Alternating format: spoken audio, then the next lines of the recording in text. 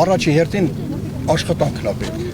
Եթե մարդ չաշխատի, հնարավոր չէ օգնությունով մի օր, երկու օր, մի տարի, երկու տարի։ Հիմնական պետք է աշխատի։ Հիմա գյուղատնտեսությունը արդեն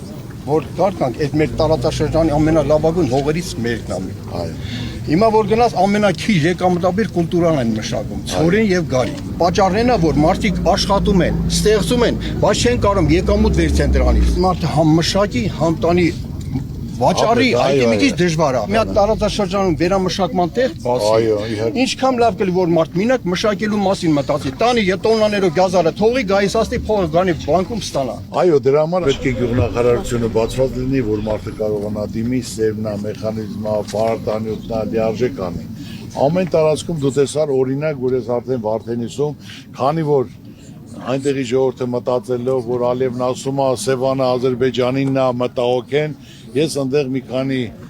միլիոն դոլար դրեցի, կառուցեցի, որ իմանան, եթե կառուցանը գումարա դնում, ուրեմն չէ։ Մեզ պետքա սառնարաններ։ Դա ոչ թե միայն այնտեղ,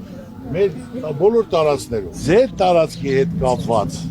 այսօր այնքան գործ է լինելու, եղբայր։ Դուք պետք է կարողանաք մի բան ստեղծել, մի բան մշակել, մի բան արտադրել, մի բան ընտանիքով սարքել, ու անպայման ամեն ինչ ավելի շատ լավ է լինելու։ Դրա համար դուք մտածեք անպայման։ Մի բան ձեռնարկի, փուր կլինի, լավաշ կլինի, պանիր կլինի, սուվինիր, անպայման դա արդարացնելու է մի բան էլ ավելի։